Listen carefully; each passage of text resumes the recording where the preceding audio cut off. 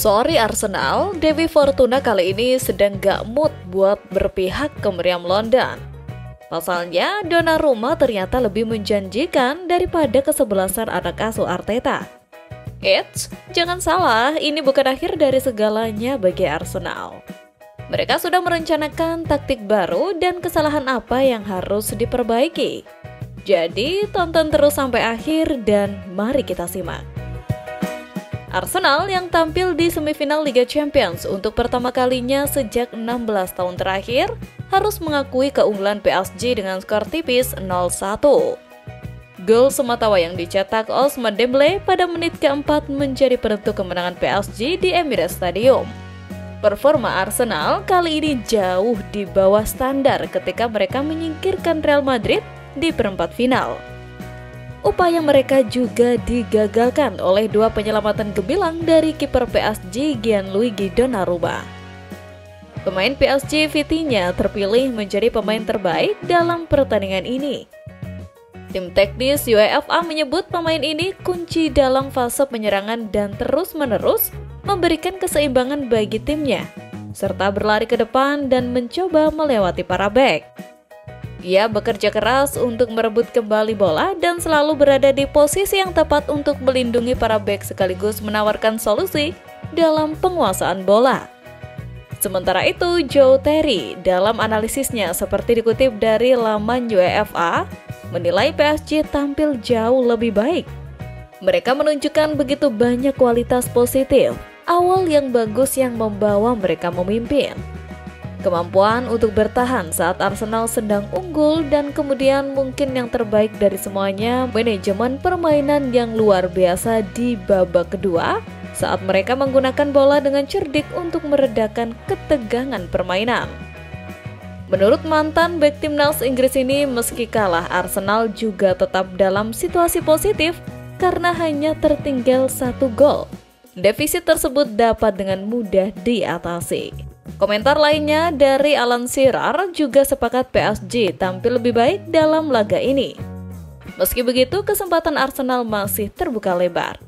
Ini bukan tugas yang mustahil bagi Arsenal, tetapi mereka tahu bahwa mereka menghadapi tim yang bagus dengan individu-individu yang sangat bagus yang akan membuat pertandingan menjadi ketat di leg kedua.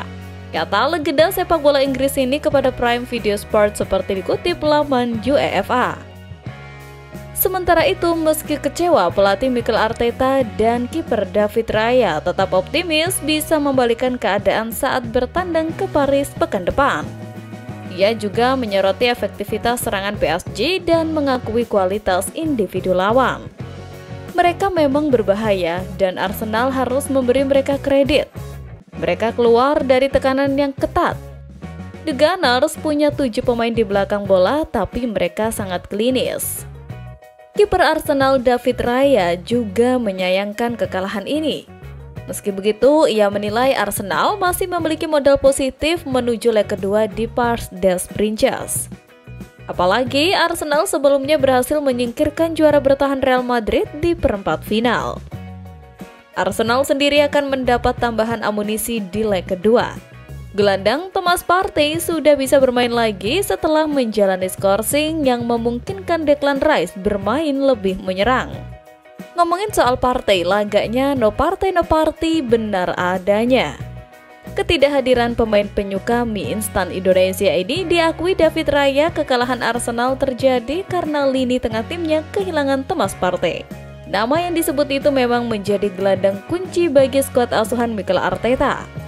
Sayangnya, Partey harus absen melawan PSG karena hukuman akumulasi kartu kuning.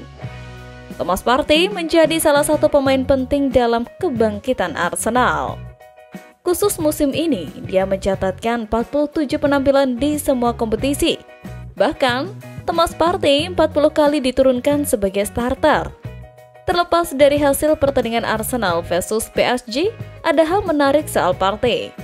Gelandang bertahan asal Ghana itu diketahui doyan mengonsumsi Indomie. Partey pun mengakui sampai menghabiskan banyak uang untuk membeli mie instan produksi Indonesia. Kembali lagi ke kiper Arsenal, ia menilai Arsenal telah bermain baik dan mampu menekan PSG. Hanya saja PSG juga memiliki peluang dan mampu memanfaatkannya dengan baik.